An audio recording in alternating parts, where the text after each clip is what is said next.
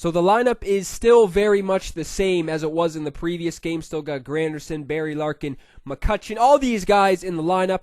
And yeah, I'm still going to try and fill out some collections because, like I was saying in the previous video, Rendon is the only person in the lineup who I kind of want to replace, even though Rendon he's been having a good couple of games. The past 2 or 3 games, he went 4 for 4 2 games ago, I'm pretty sure. And then in the game yesterday, I'm pretty sure he had at least a base hit. But in the field, he's not getting it done. And I was saying, too, that I want to fill out the Mariners collection. Look at Granderson, dude. He might be one of the best. Well, I can't say that now. It's very early in this game, but I can't imagine another you know, a better leadoff guy in your lineup to have than Granderson. Good speed, good power, and just destroys righties. And even though he doesn't have those hitting stats versus lefties, he still does very good when I have to put him against lefties, too. But yeah, like I was saying, I'm going to try and fill out the Mariners collection at some point in time. That's probably one of the next collections I want to do is between the Mariners, the Jays, the Yankees. I would really like, I'm sure everyone would, I would really like to do the Nationals and the Cubs, but those are very expensive collections to do. Nationals collection, damn, it's probably around 300,000 stubs to finish at this very moment, probably around there, because yeah, you got Scherzer, Strasburg, Harper, and then even the golds on that team, Trey Turner, Daniel Murphy, are going for a good amount of stubs too. So that's a very expensive collection, but I guess it is worth it when you're getting the 99 Andre Dawson from doing the epic team missions and stuff. But yeah, the Mariners, Jays, Yankees, and even the Red Sox. I've been thinking about doing the Red Sox collection too, because you do get, I'm trying to fill out collections where you get your money's worth. You just get your money's worth for filling out the collection, because with the Red Sox, you get Mookie Betts, you get Chris Sale, and then you get, I'm pretty sure you get the 88 overall Johnny Damon, too, for finishing the collection. And then you get the 94 Ted Williams. Obviously not as good as the 99 Ted Williams, but still, that's a nasty card. Like, very good hitting stats. Fielding stats may not be there, but still, man, you do get a lot of players for the Red Sox collection than once you do the epic team mission. So, yeah, man, the Red Sox collection may be one of the first ones I do when I'm just thinking about doing some of the next epic missions. I'm probably going to do some of the Red Sox. Kipnis is up, and this is why Kipnis has stayed in. This guy is a beast. This guy is just going off, man. This guy is definitely leading the squad in home runs. He gets another one right there, so we take a 2-0 lead in this game. Granderson and Kipnis with solo shots give the squad an early lead in this game, and Yu Darvish is on the hill for this guy, which, I don't know. Out of every single pitcher in MLB The Show history, Yu Darvish is one of the pitchers I do the worst against. I don't know why it is.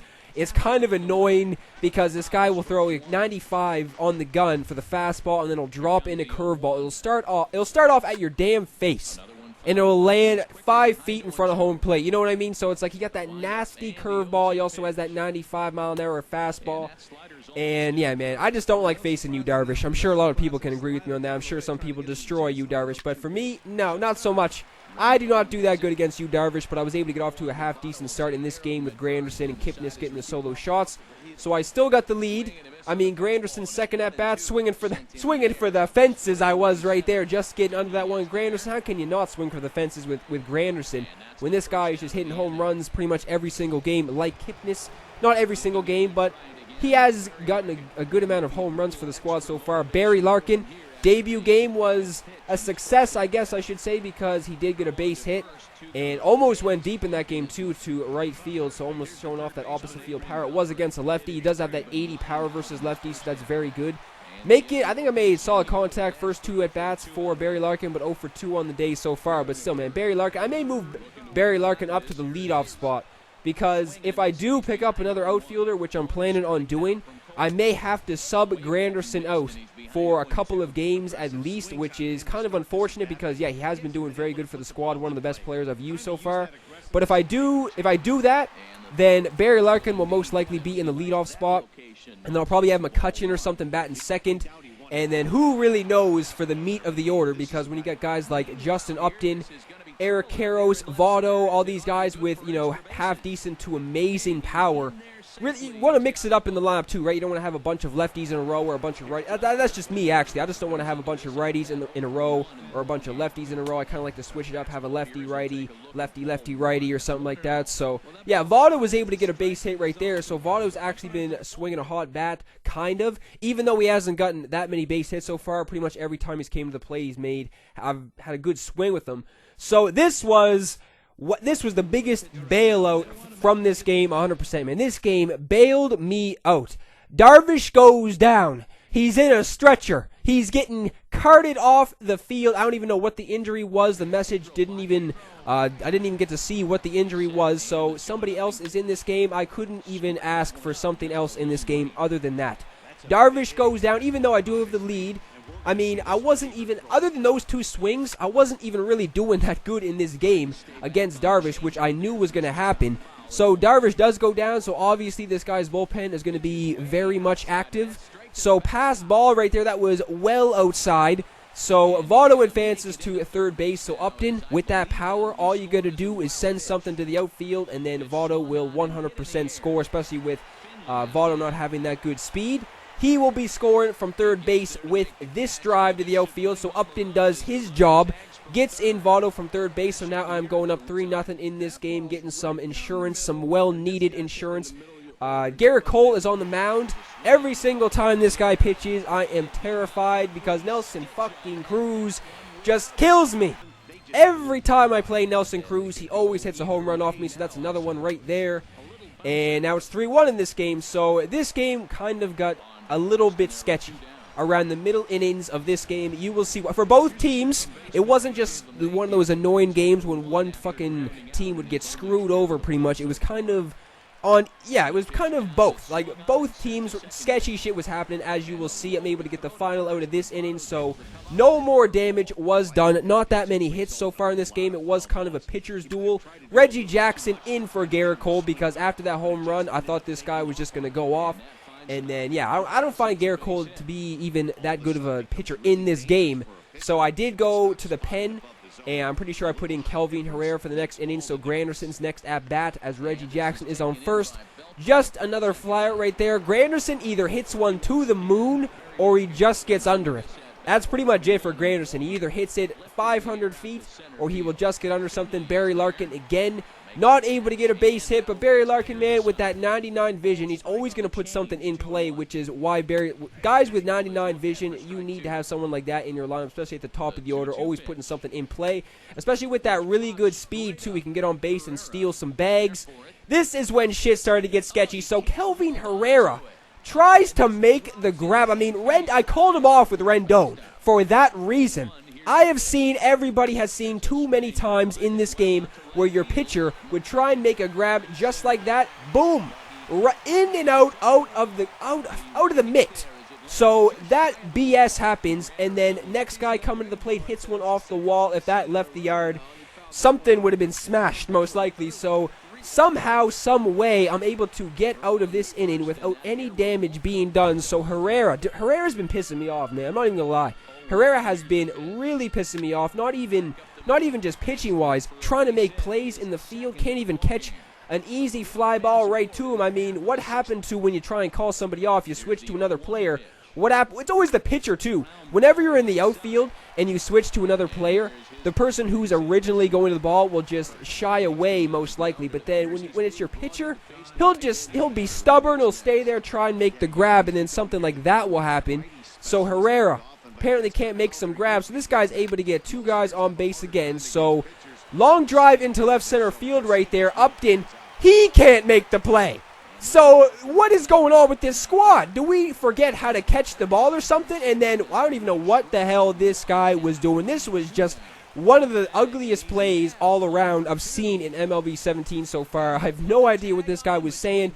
Apparently the L1 button was stuck in his controller or something. Tried to send that guy to second base and then tried to send somebody home. But luckily for me, I was able to get the final out on that play right there. Got him in a pickle. So, yeah, no further damage was done after that swing and a miss in the field from Upton out there. I mean, Upton doesn't have the best fielding. I get that. But still, man, it's not too bad. It's like 77 or something, I'm pretty sure. So it's not it's somebody like that you shouldn't be making shitty errors. I mean, that's the first error for Upton so far, but I don't know. I've used a lot of players with very good fielding, and they can't catch shit. So hopefully Upton isn't going to be somebody like that, because if Upton becomes a liability in the outfield, he won't be playing. But he has been swinging a hot bat so far. I mean, the last game he got 2 base hits. Didn't get that much going so far in this game so far. But yeah, Upton has that really good power against lefties and even righties too. So yeah, I kind of want to use Upton for a little bit. So hopefully he doesn't become a liability in the field. So I still got the lead though. It's all good. I still got the lead. It's still 3-2. But insurance is needed. This guy's able to get another base hit. We are now in the bottom of the 7th inning. So Neshek is in. I haven't really used him that much, but I've kind of just been using the same guys out of the pen consistently. Usually Herrera, and then I would usually bring in the flashback John Axford, and then Glenn Perkins. So kind of want to switch things up a little bit. I got the live series Fernando Rodney in the pen. I really hope they come up with another flashback Fernando Rodney in this game, because yeah, man, the flashback Fernando Rodney in MLB 16 was the best. May have been the best pitcher in that game, 100%. The circle change is ridiculous, and with the slider too, I don't even know how the hell you could have hit that card. I mean, that was one of the most difficult pitchers to hit in that game, in my opinion at least. But I do hope they come out with another flashback Fernando Rodney. I'm sure a lot of people are agreeing with me on that, because that card was very good, and not that many people had him, I don't think. Well, at a certain point, some people did have him, but I don't really remember that many people having him in MLB 16. But either way, Barry Larkin, again, wasn't able to find the outfield grass, or the outfield turf, I guess I should say, for this being Tampa Bay. But McCutchen is able to, he almost able to hit one over the fence right there, so getting somebody on third base, gets the stand-up triple, and then right there, way outside again. So this was kind of an ugly game, to be honest. A bunch of errors were made, even though that Upton swing and a miss pretty much in the outfield wasn't an error. It didn't go down as an error. I mean, I don't know how that didn't go down as an error. Usually those are just sketchy plays. Sometimes they will go down as errors, sometimes they won't. If you ask me, it was an error, because that would have been, that was an easy grab to make. I mean, it was on the run, but it wasn't where you had to like lay out or something, try and make the grab. So I mean, some mistakes were being made. And surprisingly, this guy doesn't have the lead, because usually when your squad is making all these mistakes, you are usually walking away with the loss in that game. So Kipnis getting his second base hit of this game right up the gut, gets another single, man. I don't even know now. Like, I'm saying I want to fill out the Mariners collection, but with Kipnis swinging such a hard bat, I mean, how can you take this guy out of the lineup? But Robinson Cano, you can't go wrong with Cano either. And this, you know what I mean? Like, this guy was definitely heated after that, but you can't. That's not one-sided or anything. I already made a couple of stupid mistakes in this game. Herrera, Upton, making some silly mistakes out there in the field, and then this guy's not able to come up with a weak little chopper right back to the pitcher, so it's even. It is even. And then Karros off the bench is able to deliver. So this is exactly what happens when you make mistakes. Shit like that will happen. I kind of feel bad for that guy. I did feel bad for that guy when that happened. I was like, I knew exactly what he was feeling. That is some bullshit right there. Your pitcher can't come up with a weak little chopper back to the mound. That's bullshit. But like I said, there was a couple of sketchy plays for myself in this game, so it's not like this guy really got screwed out of anything. But still, this guy's down to his last out after Votto makes that play right there, so I got a very sizable lead in this game. Wasn't really too worried. Didn't have the bullpen active or anything. Victor Martinez is the last guy coming to the plate. And then Upton is able to make the grab right there. So Upton, thank God, did make the grab. And that's pretty much it for this video, guys. If you enjoyed, leave a thumbs up. Like I said, I'm going to be picking up another outfielder hopefully soon.